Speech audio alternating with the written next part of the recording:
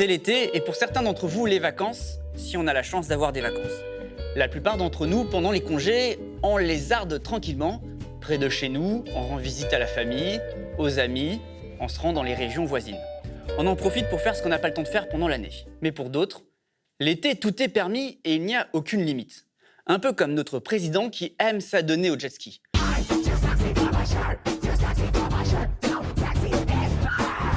Ou beaucoup plus exubérant, un Jeff Bezos, le patron d'Amazon, qui s'autorise en juillet une petite virée dans l'espace.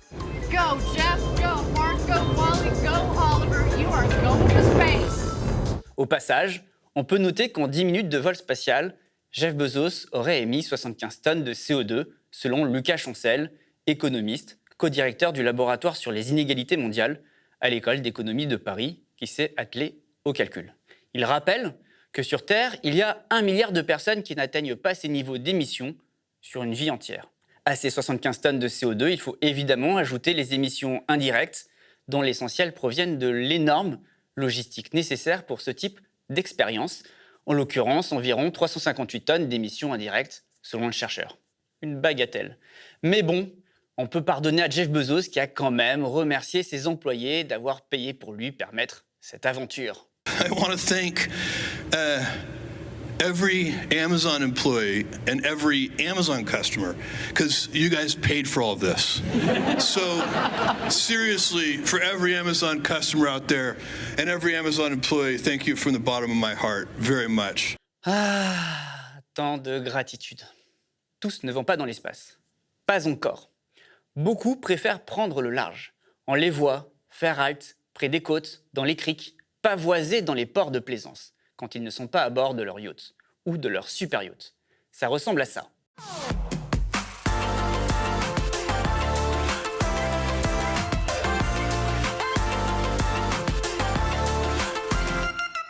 Des images instagrammables qui vous situent automatiquement parmi les plus favorisés, parmi les rares à avoir la possibilité de partir en mer à bord d'un super yacht. Un super yacht, c'est une embarcation dépassant 24 mètres. Mais voilà, il se trouve qu'ils causent d'importants dégâts écologiques. Ils sont par exemple en partie responsables de la destruction en Méditerranée des herbiers de Posidonie. Ils font donc, depuis cet été, l'objet d'arrêtés qui interdisent à ces navires d'ancrer dans ces zones. Branle-bas de combat, le lobby du secteur s'insurge et les riches menacent de fuir vers l'Espagne, l'Italie ou la Croatie. Un peu comme ce prince qatari qui boude nos côtes, nous apprend le quotidien Nice Matin. Que reproche-t-on exactement à ces super yachts et qu'est-ce donc exactement que la Posidonie ? La Posidonie est une plante à fleurs sous-marine protégée depuis 1988. Pour vous expliquer l'enjeu et ce qui se trame cet été, j'ai interrogé quelques experts, notamment des spécialistes de l'Observatoire marin, le service des espaces maritimes de la communauté de communes du golfe de Saint-Tropez, très concerné par ces saccages. Alors effectivement, la Posidonie, c'est une espèce protégée qu'on trouve en mer Méditerranée. C'est une plante marine, une plante à fleurs. On dit qu'elle est endémique de Méditerranée, donc on ne la trouve que là-bas. Et c'est un sujet d'importance puisque si on regarde à l'échelle de la Méditerranée, la Posidonie, c'est 1% de la surface de la mer. Et en termes de biodiversité, c'est un quart des espèces qui en dépendent.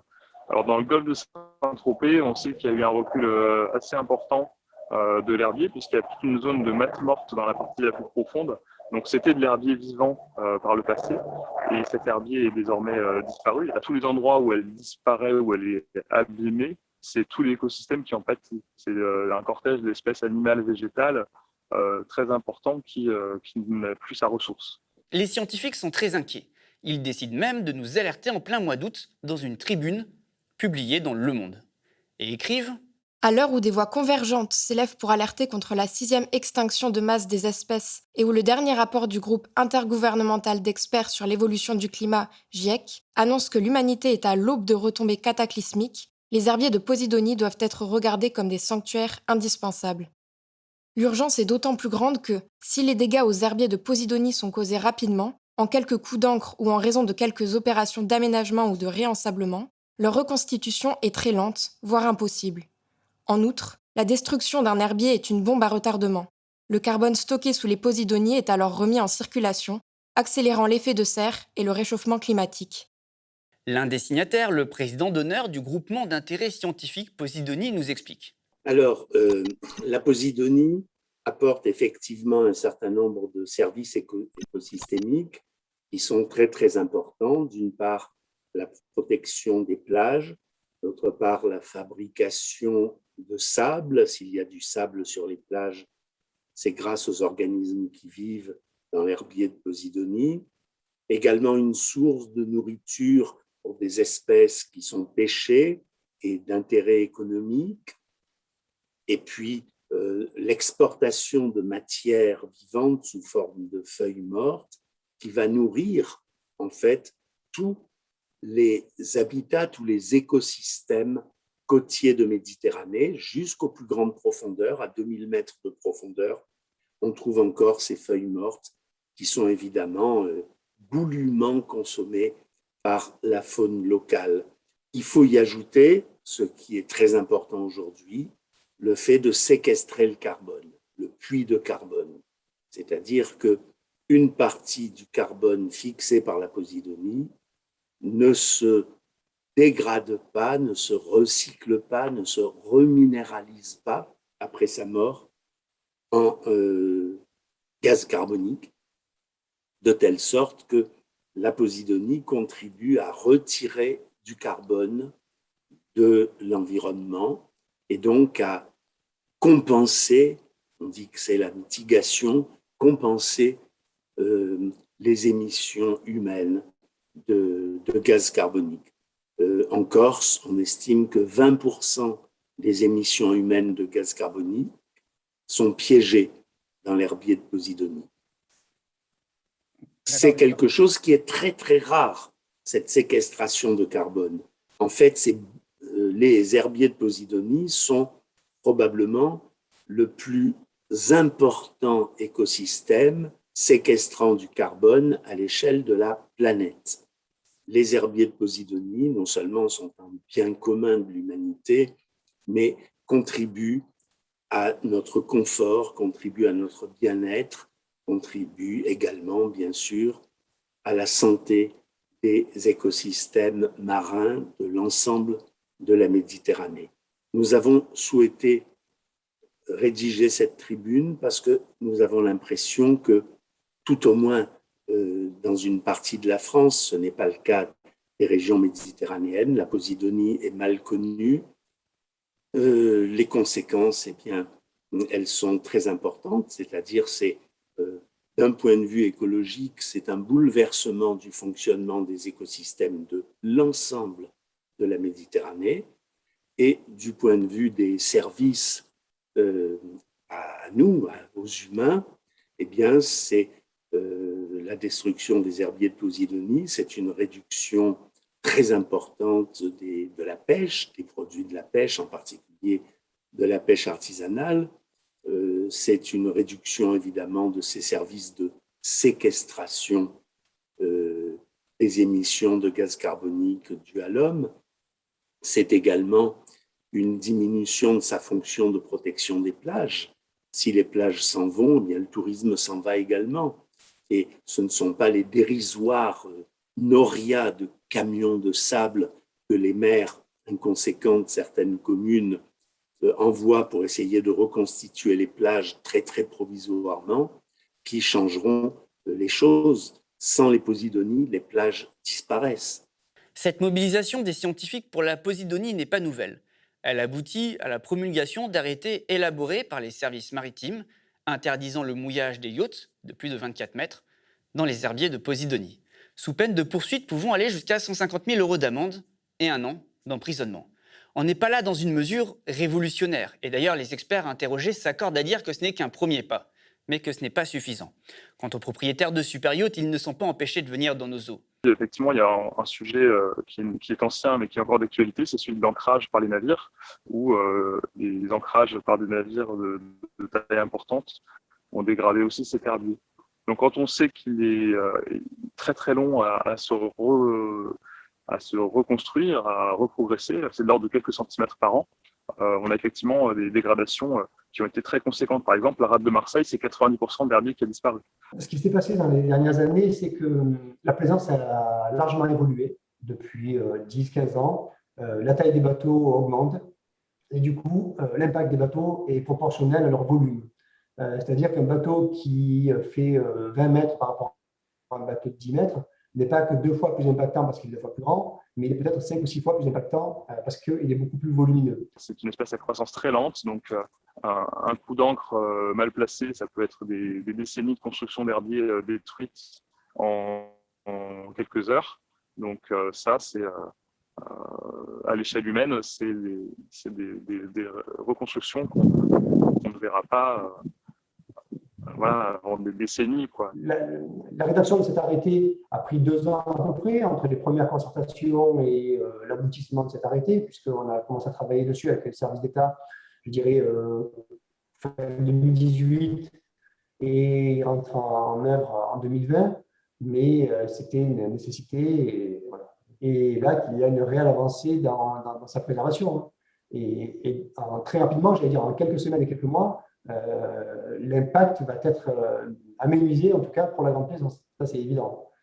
Du côté du préfet maritime de la Méditerranée, on l'assure, cette mesure sera appliquée en concertation, y compris avec le secteur économique concerné. J'ai donné des consignes pour qu'elles soient mises en œuvre de manière progressive, avec intelligence, avec agilité et pédagogie.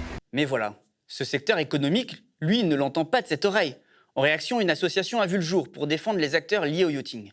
Et ils veulent se faire entendre. Ils écrivent des courriers aux autorités, lancent une pétition sur Internet et déclenchent l'opération Grand Bruit, qui consiste tous ensemble à actionner leurs cornes de brume pour nous casser les oreilles, comme on peut le voir sur ces images du site de Nice Matin.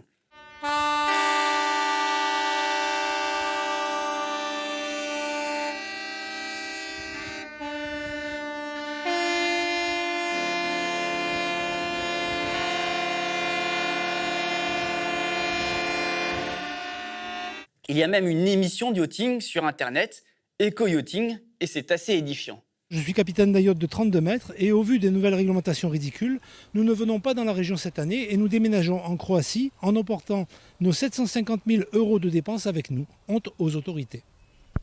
C'est hallucinant, c'est-à-dire que les autorités ne se rendent pas compte qu'il y a des centaines de millions d'euros qui vont partir ailleurs en Europe du fait de cette réglementation. Oui, exactement. Nous, on refuse d'être des boucs émissaires.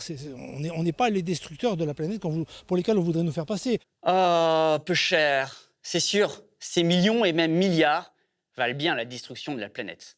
Juste pour rappel, il y a un rapport d'Oxfam en 2020 qui explique que les 1% les plus riches sont responsables de 2 fois plus d'émissions que la moitié la plus pauvre de l'humanité. Pour comprendre ce phénomène de séparatisme social, j'ai contacté Grégory Sall, auteur de Super Yacht, Luxe, Calme et Écocide. La présence des super yachts est empiriquement un problème de gestion publique, en fait. Et puis j'ajoute à cela une pollution plus générale, en fait. Des super yachts ont des effets écologiques tout à fait importants, ne serait-ce qu'en termes de consommation de carburant, par exemple, puisqu'ils engloutissent un volume de carburant qui est tout à fait impressionnant. Grégory Sall décrit avec précision comment les vacances des super riches, à bord de ces super yachts, illustre parfaitement certains mécanismes sociaux. Il y a sans doute des exemples qui sont tout aussi frappants, mais par exemple celui des jets, et je crois qu'il y a eu une étude assez récemment sur l'impact des jets privés. Les classes les plus fortunées ont un impact écologique extrêmement fort, tout à fait disproportionné par rapport au reste de la population et particulièrement aux fractions inférieures de la structure sociale.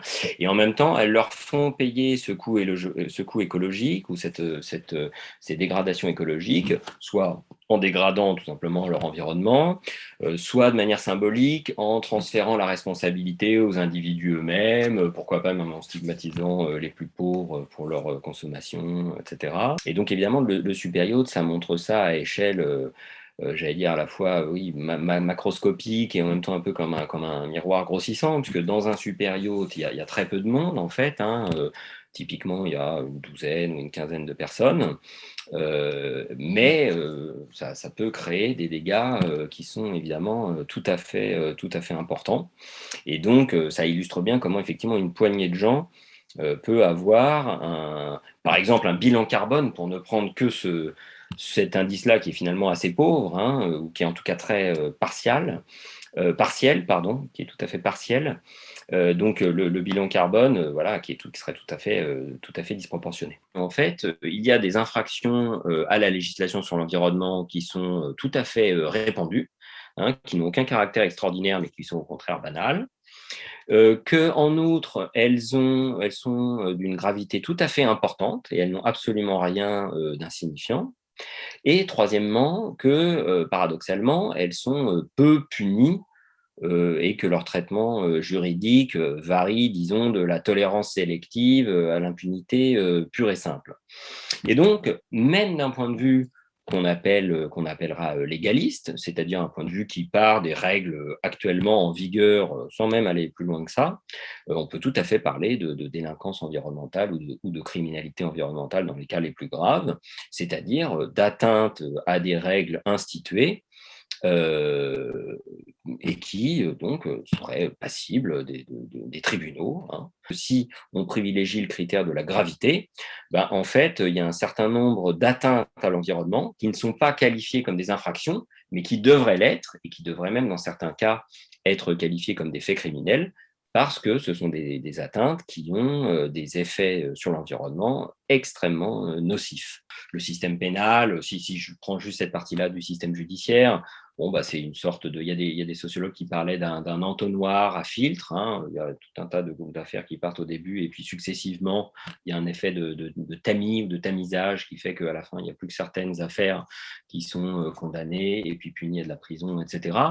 Là, dans le cas qui nous occupe, il y a un effet d'impunité très fort. Alors, jusqu'à tout récemment, les fractions les plus fortunées pouvaient être dans le discours très attachées, très légaliste au fond, très attaché à la lettre et à l'esprit de la loi. C'est très important, les règles pour tenir une société, mais elles-mêmes ne pas se sentir tenues par ces mêmes règles et trouver tout à fait normal ou acceptable de les contourner ou de jouer avec elles. Séparatisme social, yacht polluant, écocidaire, est-ce qu'on a vraiment besoin d'avoir des riches qui se prélassent au milieu de la mer alors qu'une bonne partie de la population continue à trimer tout l'été? On l'a compris, on s'en passerait bien de ces super yachts. Le super yacht, c'est a priori l'emblème de l'objet superflu. C'est-à-dire, si on n'a pas de super yacht, on s'en remet très bien. Et donc, en descendant très très bas, en redescendant à un niveau très bas, on peut essayer de se poser des grandes questions que en fait le super yacht a l'air un peu de congédier, parce que justement on peut être un peu intimidé par son côté extraordinaire, massif, etc. Et on peut donc ne le saisir que à travers le prisme de l'extraordinaire, alors que là l'idée au contraire c'est d'essayer de saisir ce qu'il peut y avoir d'ordinaire dans ces mécanismes, dans les mécanismes qu'ils révèlent. Et donc par exemple vous avez soulevé la question des besoins tout à l'heure. Voilà, ça me paraît une question tout à fait centrale, les vrais besoins, comme disait Razmik Cheyan dans un livre. Alors voilà, a priori, c'est pas par le super yacht qu'on va attaquer cette question des vrais besoins. Et puis en fait, si, on peut tout à fait le faire, puisque à travers la question donc de la surconsommation, de formes de consommation qui sont avant tout ostentatoires, etc., on peut en fait en arriver à cette question de quoi avons-nous besoin. Ça agace. Alors, la prochaine fois que vous croisez un yacht ou promenez dans les ports de plaisance les plus luxueux, je ne peux que vous inviter d'y aller, comme dit un certain Ademo, avec le seum qui fait peur aux riches.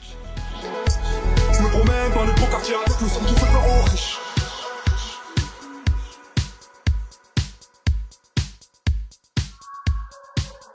Que la famille personne nous inquiète jusqu'au dernier gramme. Toujours dans mon